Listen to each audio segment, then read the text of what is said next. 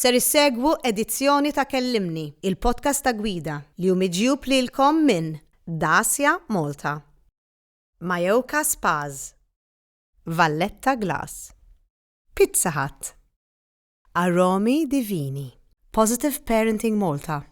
Savor the flavor at Pizza Hut, where our love for pizza meets perfection. Indulge in a variety of pizzas with 3 irresistible crusts. Create your own masterpiece or enjoy the best of both worlds. Visit our website, pizzahut.com.mt or our stores. Hekk kif is-soċjetà tagħna qed tiddiskuti l-eutanasja volontarja assistita, kull opinjoni jistħoqilha tinstema' u tiġi kkunsidrata. X'għandhom ikunu s-salvagwardji? Kif għandu jkun regolat il-proċess? Fittex il-fatti. Informa ruħek. U għajt tiegħek. Żur www.facts.gov.mt. Jay, kif int? I'm good. How are You're you? good? Mela, ejja nagħmlu naqra disclaimer, tajjeb. Jay, kif kulħadd jaf, inti Malta, l-Ingilterra, Malta, lura l-Ingilterra, allura jekk taqlbinna naqra bl-Ingliż, ħaniskużawk, tajjeb. Okay, thank you. All right. Jiġifieri, prova tfanna ftit mitnej. Okay. Għaxin nigustak titkellem bil-Malti. Żgur. Iva. Okay. Tajjeb. Nipprova. Ipprova. Ġej, inti kulħadd jaf ovvjament rebbieħ ta' Big Brother, barbier, però jiena ovvjament sidintek hawnhekk llum il-ġurnata kulħadd jafek, isek sirt ċelebrita overnight. Vera. Pretty much. Kif taffettwak dik li filli qisu mhux ma jafek ħadd, imma jafuk ta' madwarek u filli toħroġ u qisu kulħadd jafek? Diffiċli biex tispjega ta' be honest, għax meta ħriġt mid-dar u pereżempju noħroġ ma' sħabi, il-best friend tiegħi u hekk, dejjem nisma' dak ġejta Big Brother. Il-best friend li huwa d-driver tiegħek illum id-designated. Chauffeur. Ix-xufier. Xufier. Hello, xufier. U kulħadd jgħid ġejta Big Brother, kulħadd jistaqsini għar-ritratt u hekk, imma ma nħossnix speċjali jew hekk ta' to be honest with you. Tinstema vera cringy, ma nafx, I still feel myself, you know what I mean? So nifmek, inti kważi tibda tajt u lej minn xejn speċjali, jiena. Għax tkun fid-dar differenti, jekk inti qed tara xogħol fuq television differenti, so jien ovvjament fid-dar qed ngħix il-ħajja normali, nċajta ma' kulħadd u f'daqqa waħda noħroġ u kulħadd jafni, so kienet kif tgħid, it was like a big rush. So it wasn't just like slowly graduating. It was a big change. Overnight, yeah, exactly. Overnight. Oh, nidra ma mhux qed nidra fis-sessin. Ma dik hija, ħanajlek xi kultant dik hija żbuħija ta' persuna. Hemm min they own it. U jaraw x'jagħmlu biex jikabru s-social media u biex jibqgħu sejri f'ditri. Inti narak in small doses toħodha u isek all right, mela ħanamel ġimora bdejt għaxin fil-fatt saqsejtek social media tagħmel xi ħaġa biha u hekk. Ftit. Allura isek it's your way, you. Nasni nkun boring jekk nippostja kuljum. Like jekk dejjem nagħmel xi ħaġa kuljum. Ma nafx. I don't. Forsi iktar minn boring, forsi ma tiġikx naturali, it's not authentic. Exactly. Mhux authentic. Like nippreferi nippostja meta ikolli l-aptiti u jekk hemm xi ħaġa li nemmen fiha nippostjaha, you know. Imma qabel ma kont tħaġġa d-dar. I never posted. Ġifieri ma nsibu xejn fuq hekk. Jekk imur nindagaw. I posted, but like normal, just like sometimes now and again, ma biex li nintefa' story fuq li kelti għaj. Fimtek, jiena nitfa' xi story fuq li kellek inkun sajjar ta' xaġa rari. Nibda ngħid sajjart illum ħanurikom għax naqra rari. Imma jiena naħseb inti bniedem da kelma bl-Ingliż, you're very grounded. U għandek ċertu humbleness. X'inhi bil-Malti? Umli. naħseb tiġi l-kelma. U naħseb din tiġi ħafna mill-ħajja li kellek sissa li meta tkellimna mbagħad ċertu affarijiet li tagħmel u tajt għalija jibdew jagħmlu ħafna sens meta bdejt tirrakkontali minn xi xaddejt f'ħajtek għax aħna forsi xi ħaġa li ma nindunawx huwa li l-affarijiet li ngħaddu minnhom meta nkunu żgħar il-patterns tagħhom jibqgħu jirrepetu ruhom laqqas aħna ma nkunu nafu u min insiru bħala adulti u xirridu mill-ħajja ikunu ħafna affettwati mill-ħajja li nkunu għaddejna minnha. Il-mami tiegħek kellha 16 sena meta kella lilek. Yeah, 16. Ma kienx faċli għalik? No. Kienx faċli għalija ċerta wkoll, għax ta' 16 għadek baby. U mortu l-Ingilterra, meta kellek 3 xhur, erġajtu ġejtu Malta, erġajtu muvjajt ta' 9 snin, sena wara erġajt ġejt, mbagħad erġajt mort. Kif taħseb affettwatek dan iċ-ċaqliq? Forsi dak il-ħin ma tagħtix każ, you go with it.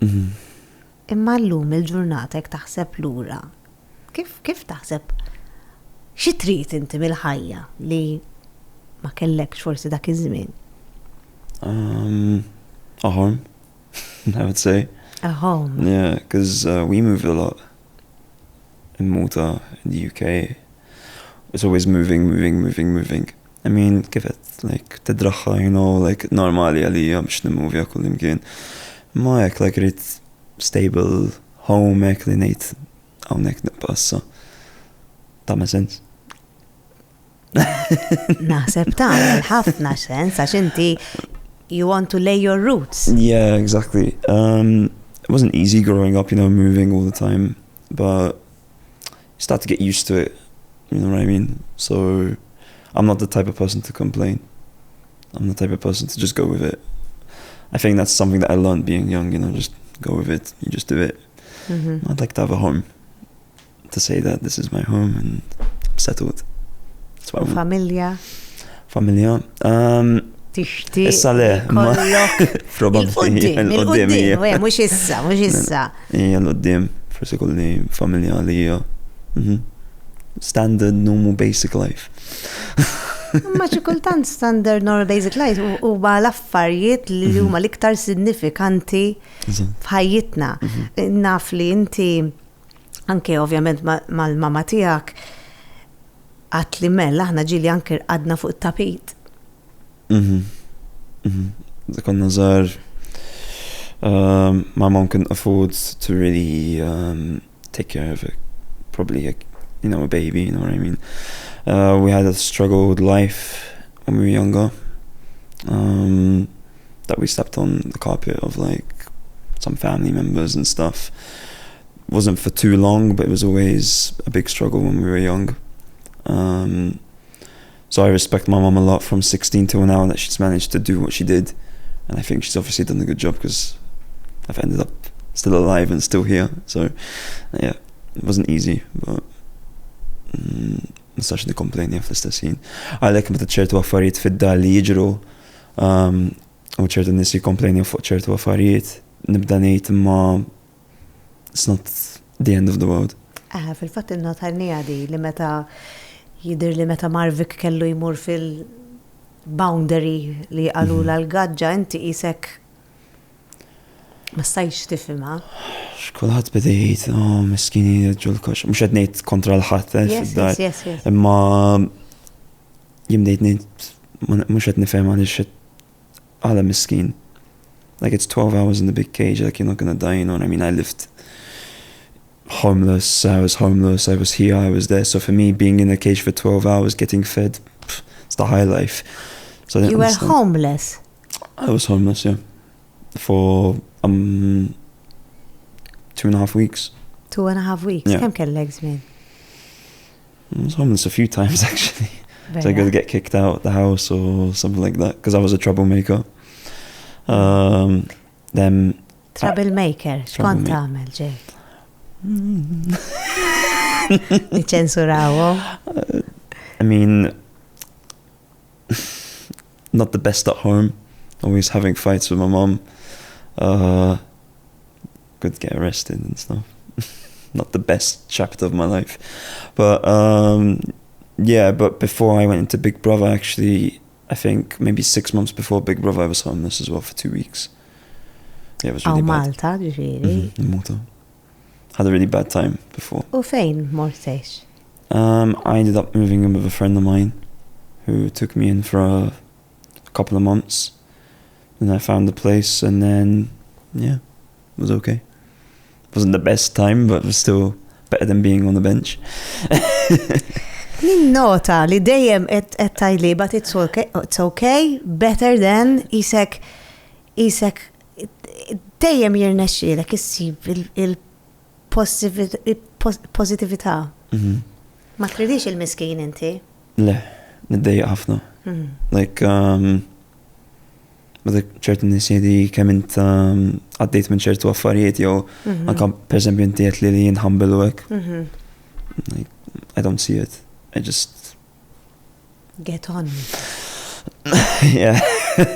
Is that weird or to you? Diffiċli bit-tispjega. Ħanajdlek, inti ovvjament kbirtu kol mingħajr il-preżenza ta' missier. Il-father figure.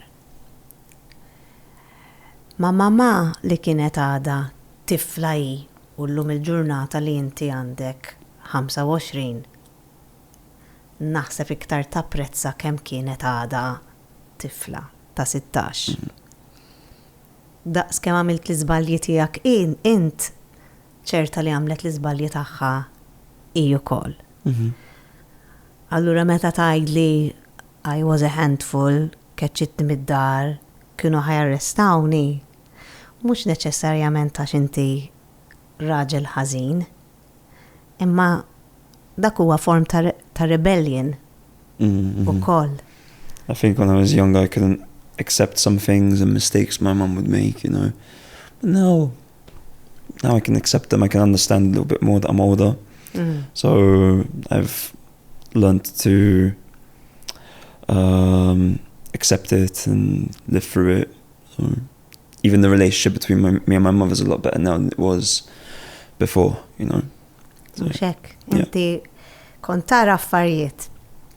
Minar ma nitlu f'dettalji li laqas jien ma nafhom id-dettalji, ma nista' nimmaġina li inti kont forsi tara ċertu affarijiet, tiġi mweġġa b'ċertu affarijiet, forsi ma tħoss li il-mami tiegħek favored you jew tagħtek raġun, allura għax tkunu ġilittu, u mbagħad inti ovvjament tisplodi u tispiċċa fl-inkwiet.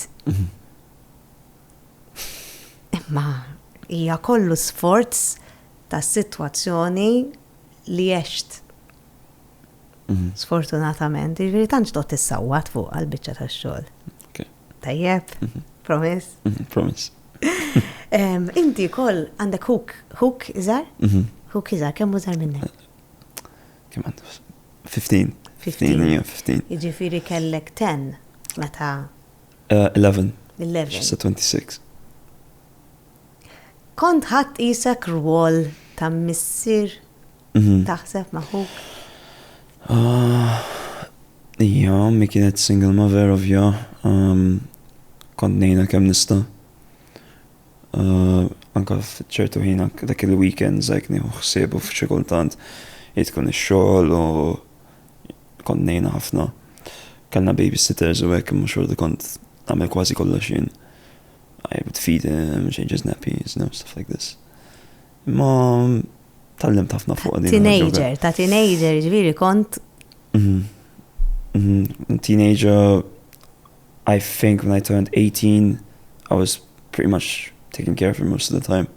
Because my mom had to work and do this, do that. I could understand it, you know, but when you're young, you know, you don't understand it at that time. You're thinking, why am I taking care of... It's not my job, oh. No, but I think I was the type of kid that could understand that my mom needs help, family needs help, I need to be there. I grew up young. Kont ħanajdlek inti vera kbirt. Kellek tikber. At 11, yeah. My grandma died at that point as well, so my mom wasn't doing the best, you know. At that time, she had just lost her mother.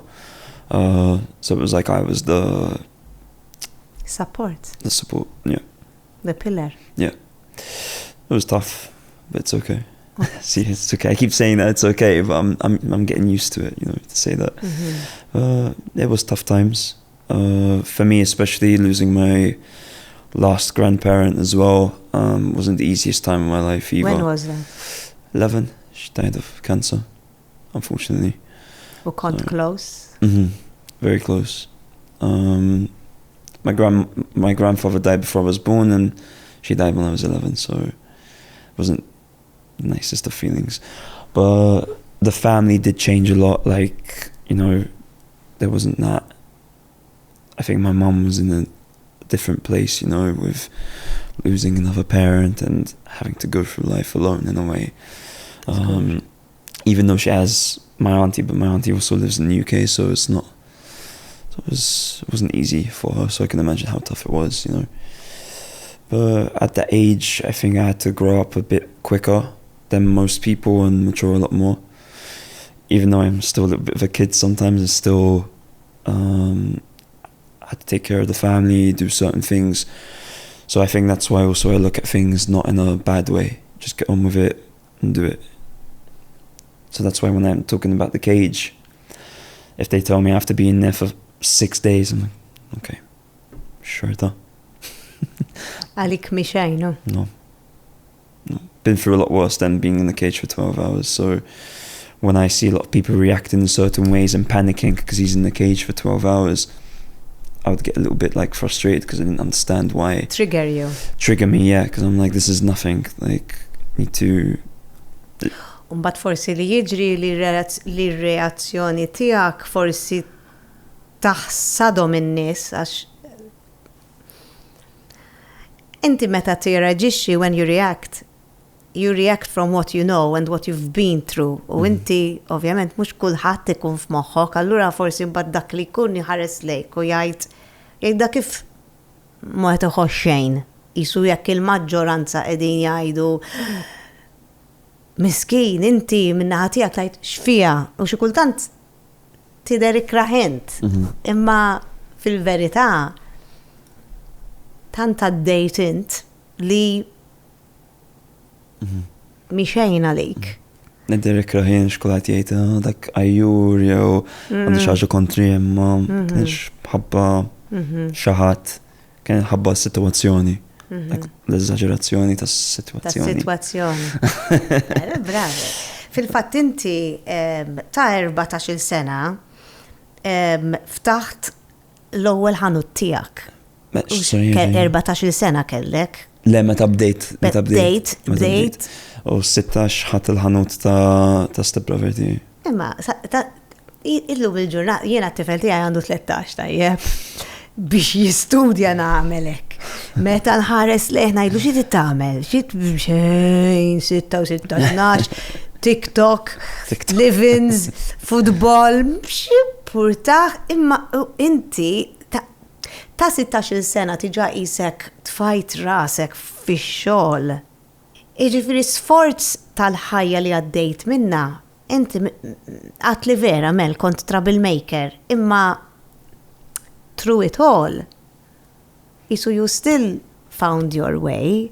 Ġviri nixtieqek ek tajt bravo li l-ek innifsek li. Però, mbagħad sfortunatament, fi żmien il-Covid, kont qed tibni, mbagħad fi żmien il-Covid qisek vera kien żmien ħażin għalik.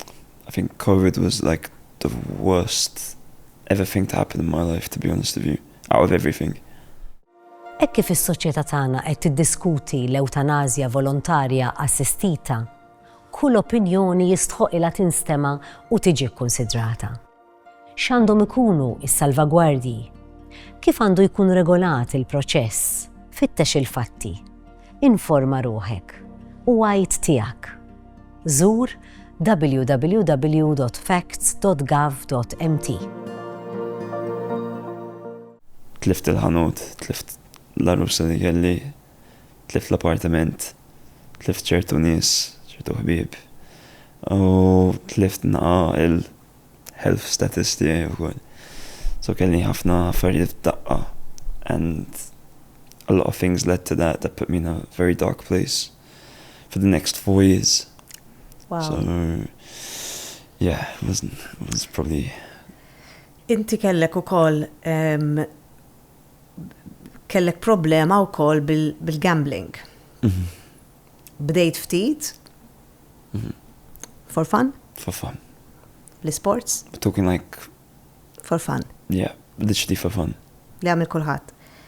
Però fi żmien il-COVID, u mbagħad għadek kif semmejt, you were in a very dark place. U ovvjament hemmhekk meta tkun hemmhekk probabbilment tajt ħammur nitfa' xi ħaġa, forsi dik il-false hope, forsi ninqala mit-toqba li qiegħed fiha. Però saret problema kienet. Kont I was chasing losses a lot. So kont nitlef 100 rrid nipprova nġib dak il-100 lura. Mbagħad nitlef u mbagħad inkompli sejjerek, like it was a vicious cycle. Kemm domtek perjodu ta' żmien? 3 snin. Żbad. U tlift iktar milli. Tlift kollox mbagħad. Tlift kollox, anke my mental state, my physical state, because nitkellmu fuq. So a lot of things affected the whole addiction itself. Ma kienx daqshekk gravi bħal like ċertu nies oħrajn, imma xorta kienet gravi. Fis-sitwazzjoni tiegħek kienet gravi jekk ħallitek kważi b'xejn. Naħseb kienet dak il-fear of loss. Or it got to the point where I would stay home alone, gamble, like my best friend would ask me out and I'd be like, no, I can't afford it. And it got to the point where I would try and make money by doing that because I had no other options in my head. Anyway. In your head, mux hekk, in my head. Dikija li meta taqbdek huma. Eżatt, nibda ngħid, rrid naħdem għal xahar biex nagħmel dan il-flus, rrid inħallas din u din. Però jekk nilab naqra, forsi tiġini tajba. Tiġini tajba nħallas mal-ewwel dik il-mindset li kelli f'dak il-ħin. U kienet diffiċli ħafna, ma tkun ħafna fid-denial ukoll. So naħseb qabel Big Brother naħseb kont għamilt xi xahar u nofs li waqaft. U bad ħassejt kelli bżonn dik il-isolation ukoll biex nitgħallem iktar fija nnifsi. U tallimt ħafna. U bad issa ħriġt. Għax inti ħriġt minna inti rnexxielek toħroġ minna fil-fattat li ċempilt inti, you blocked yourself online u koll, ġifiri fit-tixt l-għajnuna li mux kullħatta, not everybody finds their way out. No, it took me 3 years to finally. Ma. Yeah, it got to a point where a lot of people were avoiding me or having a lot of issues, and I even was in a rocky situation in my last relationship because of it again. So it was the third relationship, I think, because of it was failing, that I said to myself, I was going to swear for it, that I said, screw it, I need to stop, need to try and work on myself a little bit more. And yeah, it was hard, but... Mela, waqt li kont għaddej minn din, jiġifieri mela inalaqlek il-ħanut, tlift fejtejx, il-relazzjoni, bdejt il-flus kienu a massive struggle, kif semmejna affettwatek ukoll is-saħħa tiegħek. Fil-fatt inti you were diagnosed with MS. Correct. Muscular sclerosis. Multiple sclerosis. Multiple sclerosis. Femna xini? Multiple sclerosis is basically an autoimmune disease that attacks your nervous system. So I was diagnosed with that in 2020. Kif in the night? Kif wasal talija? Well, during COVID, when I had the shop, during COVID, like in the beginning stages of COVID, My whole right side of my arm went numb, like pins and needles. Didn't think anything of it. I thought maybe it's just the vibration of the machine or something. Then it stopped and it went to my hand, and I had it for a whole 3 to 6 months. Then I went to the hospital. Kif bqajt taqta' x-xar? Kif bqajt? Instead of using my wrist, I would use like my shoulder. Jiena taffaxxinani kif xejn ma jwaqfek. Yeah, I'm stubborn. Imma taf kemm preġu dak, taf xi preġu li ħaddieħor forsi ma nistax ajma u inti ovvjament idejk hija kollox, hija ħajtek. U rnexxielek li taqta' billi you found another way. I have my best friend that could vouch for me for that. I really need you to validate, Jay, how strong you are. This is not a podcast of miskin. I want to validate your strengths. Jiġifieri għax jiena naf kemm iddejqek il-kelma miskin u jiena nixtieq nirrakkonta l-istorja tiegħek mhux biex in-nies barra jgħidu miskin, ma biex in-nies barra jgħidu wow, jiġifieri kien miġuħ kien jagħmelek u xorta rnexxielu għax hawn wisq nies jaqtaw qalbhom malajr, hawn wisq nies igergru fuq ix-xejn u xi kultant ma napprezzawx li għandna. Li jiena għalhekk waqfek u ngħidlek wow, jiġifieri inti irnexxielek qed juġakaw mela ħa nara x'ħan nagħmel. U żgħid spallejja, apparti l-fatt it-talent li għandek għax irid ikollok it-talent. Imma rridek tajt għax inti tajdhom l-affarijiet, qishom hija had to carry on. U iva. Però I mean, there's people that can't walk, there's people that can't do this. You know what I mean? Imma ivvalida lilek innifsek, dejjem ħajkun hemm xi ħadd tar minnek, dejjem. Ma nixtieqek għall-mument tieqaf u tajt għamiltek jiena, ma waqaftx. Sometimes. I think I'm used to it now, that I don't look into it that much, to be fair.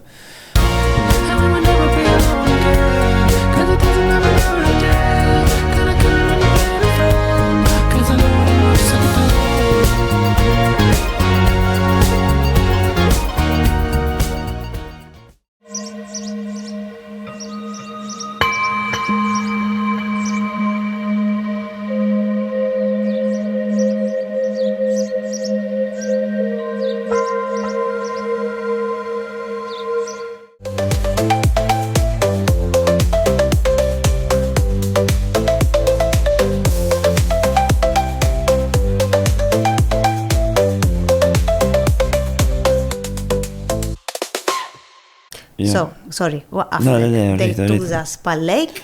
And then more l-isptar. And then they gave me a lumbar puncture. So they take like the fluids out of your spine. Fine. Then a week or 2 later they diagnosed me with multiple sclerosis. Then Kif dak il-ħin? Kont taf x'inhi? no, I had no clue. They had to explain it to me and I thought, okay, maybe it's just something that's curable. They told me it's not curable. They're still looking into it, stuff like this. Still, I'm not sure now what's going on with it because they're still looking into it, I think. So there's a lot of experiments Però and kellek tests. tagħmel jiġifieri sentejn ta' injections, u ġvera. I did Just 2 to 3 months. I had to inject myself in the leg once a week. It would get to the point where from Monday to Friday I'd be in bed. Dan 4 snin ilu. 5 snin ilu?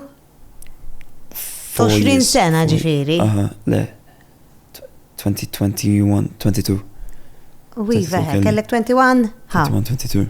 Approximately. I had to inject myself in the leg once a week. I'd be in bed for the whole week.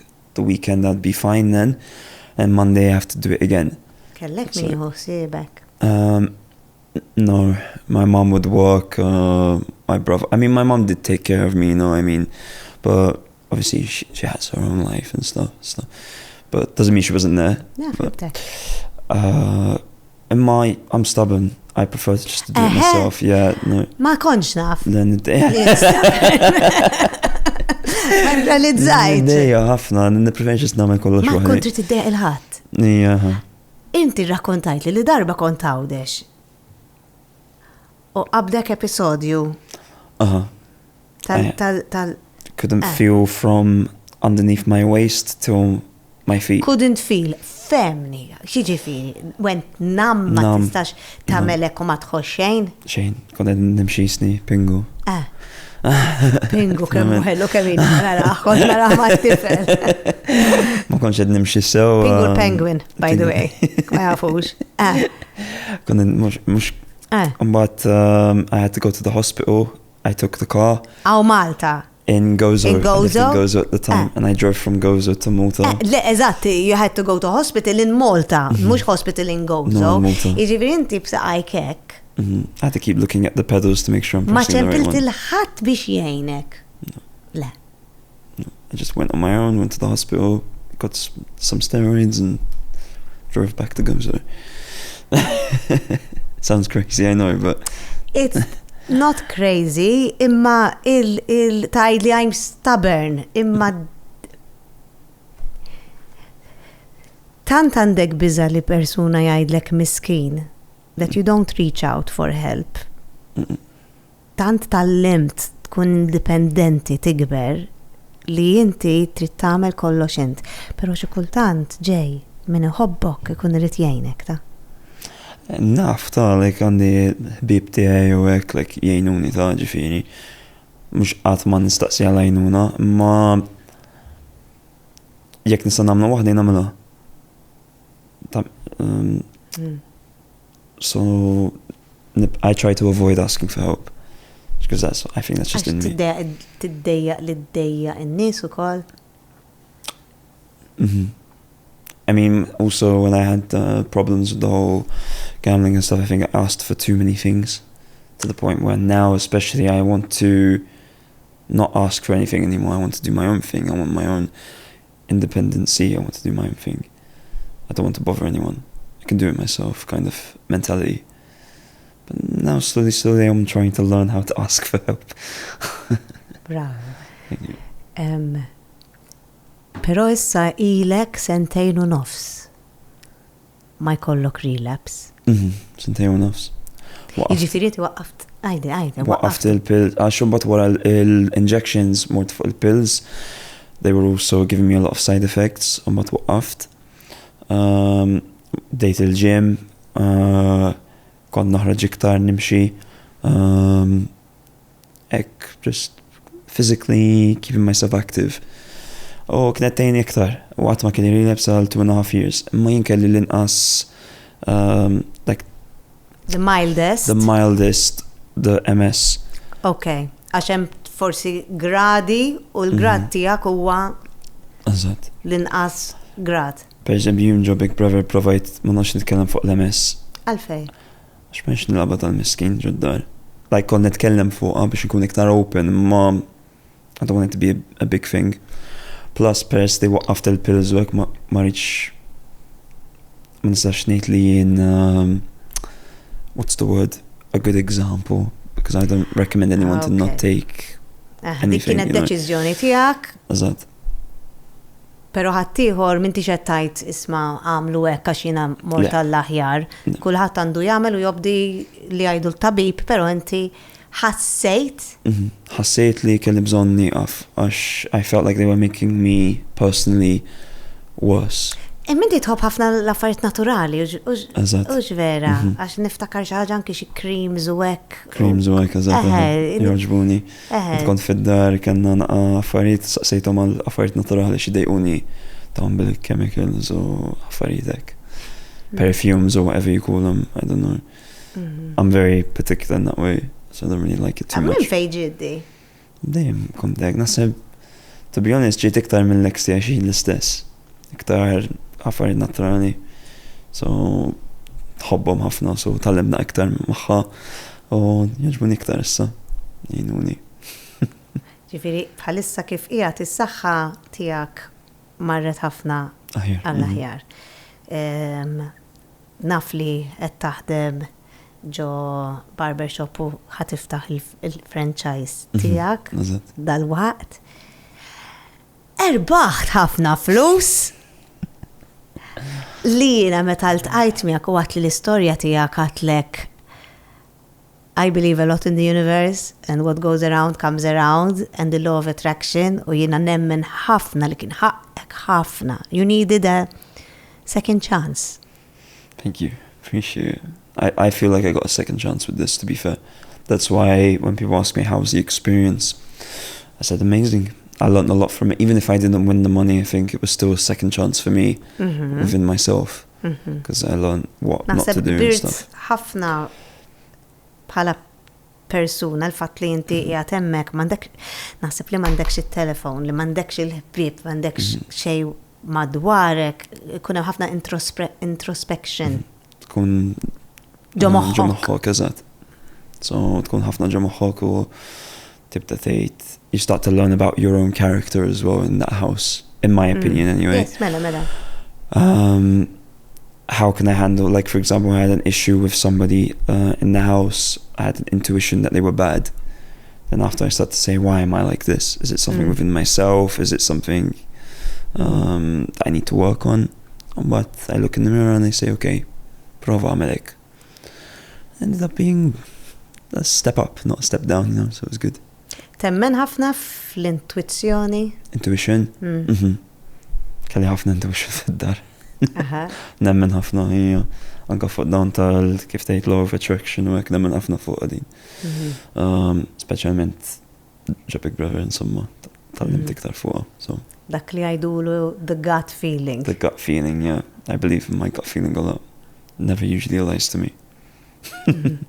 Nasa man kandi. It never lies. Never lies, yeah. It never lies. Imma tirt ikollok il-paċenzja u l-kapaċità li tisma. Li tisma, għax kulħadd għandu intuizzjoni, everybody has intuition, imma mhux kulħadd huwa in touch. Jiġifieri li inti ta' età żgħira ħafna, jiena meta kont l-età tiegħek naf li kelli intuizzjoni, ma kontx naf x'inhi. Ma kontx dejjem niffollowja, minti kbirt malajr ħafna. Tara, like I can't take it, the compliment or the thingy. I do feel it though, I do. So thank you for saying that, I appreciate it. You're very welcome. Inti fil-familja tiegħek għax din il-sibta vera interessanti, hemm ħafna l-Olympics. L-Olympics fil-familja tiegħek. My grandfather, my great-grandfather won the Olympics for Malta for shooting. My grandfather has the national record actually in Malta. U l-mama kienet ukoll qed titrejnja. Ma kella li bdiet titrejna biex tagħmel swimming biex titħoġġu l-Olympics u hekk u kienet tajba. Imma ovvja she had me u għamlet deċiżjoni biex tieqaf u she had me. U inti? Jien. Jien kont nagħmel futbol u kont nilabba Malta meta kont żgħir. Imma mbagħad waqqaft. Kont nagħmel ċertu affarijiet bħal boxing u provajt jiu-jitsu ma kienx għalija. I never really found that sport to do Olympics for, I'd say, but min jaf. Forsi naraw l-Olympics għal. Shoot. Kiko tajjeb. You never know. Jay, il-futur ta' Jay. Il-futur ta' Jay. X'timmaġina, tajtina 5 snin oħra nixtieq. Għandi ħafna business ventures li ġejjin issa li dejjem xtaqt nagħmel meta kont żgħir u kellimna daqsxejn fuqha. L-ħajja tiegħi in 5 years, I would say. Or 10. Għażel. I'd say 5. Jew x'tixtieq. I'd say 5. To be sooner than later. I would say having all the businesses settled, doing well. And to the point where I can start traveling with no worries, take care of the family, take care of whatever family I have to have in the future, and not have to think of struggles anymore. That's the goal. Yeah. Naħseb l-iktar struggles li kidduk huma dawk li għandhom x'jaqsmu mal-flus. Yeah, no financial struggles, that's what I mean. Financial struggles. that's what I'm aiming for. So yeah. Ara bħalissa, you are taken care of, tajjeb, jina kif dejjem anki għatlek irbaħt il-flus, jina lija għandek ċans biex terġa tibda tibni J 2.0. 2.0 literally. Literally. U naħseb li inti issa kapaċi biżejjed li ħatiħu dak kollu li għaddejt minnu u tajt jina ek issa irrid ngħix ħajja minn issa l-qudiem. Eżatt, that's the goal. Like, anke jekk ma erba' xorta kelli l-mentalità li jrid nagħmel hekk u hekk. So there's nothing put me back to that state anymore from my past. That's over and done with. I'm looking to climb up every week. Ġejjena nemmen fik, all right? I hope so. Nemmen ħafna fik. Thank you. ħafna, jina għatlek meta l-tqajna, għatlek jina ma tantx rajtu Big Brother, ġifiri, ma rajtux. Okay. Sorry, Wow. ma rajtux. Did I hurt your feelings? A little bit. Ma rajtux għax tant għandix namel bit-tifel bdejt ngħid jekk nibdih naf li ħankun irrid naraħ kuljum u naf li ma kellix iċ-ċans. Però ovvjament kont naqra riżu, kont naf ġej, kont naf hekk. Però dejjem smajt affarijiet pożittivi, pero li sirt nafek jiena personalment, u meta sirt nafek, hija l-ewwel ħaġa li għatlek jiena lija kulħadd jiġi premjat f'xi mument minn ħajtu. Nħoss that this was the culmination for you. Ġifieri, good luck. Thank you. Okay? Appreciate it. You're very, very strong. You're very, very grounded. You're very, very humble. And you are a very, very gentle, nice soul. Thank you. Okay? U naf li din l-intervista ma tantx kienet faċli għalik. No. Inħoss li ma tantx kienet faċli. No, I'm a bit like stiff, you know. Naf, kifet podġi, il-xjatura, il-yeses, il-nose, il-di, ġifiri, naf li kienet struggle. U naf għalfejn, għax inti ma triċ li n-nis jgħajdu miskin, imma mumiex ħajajdu miskin.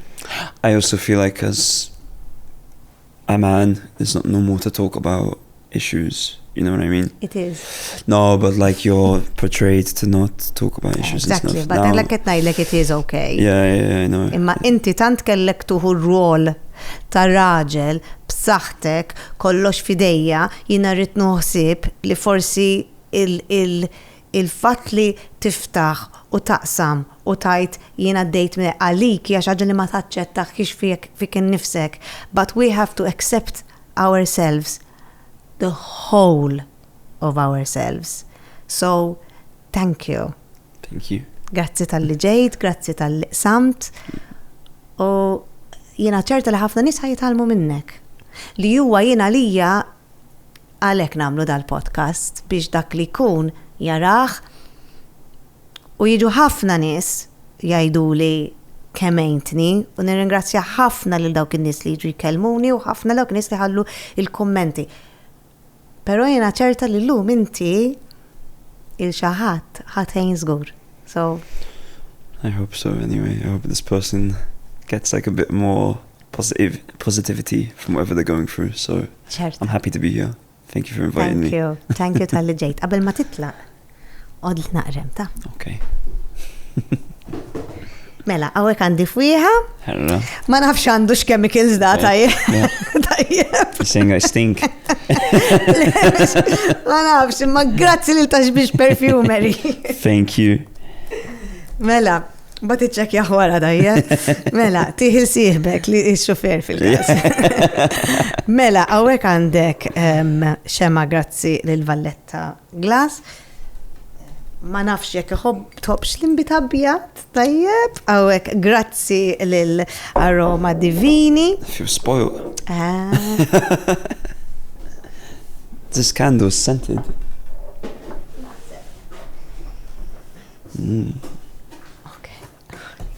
Mela, ma nafx jekk joġbokx il-kafe, tajjeb, imma fil-kas għal-malħbib.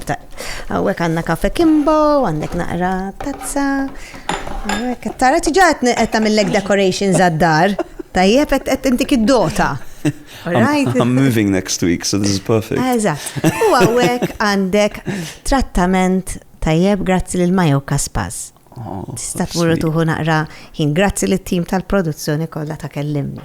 Għax ovvjament huma n-nies li jġibu dawn l-affarijiet. Jay, thank you. Thank you very much. Grazzi ħafna. I enjoyed this very much. Mela, qabel ma nagħla nixtieq nirringrazzja lill-sponsors personali tiegħi, il-Gebi Vella tal-paċenzja kollha u tal-makeup li tagħmilli, il-ħerba Jalisen għal-xari, il-Morgan għal-ħwejġ u Luxona Sasset.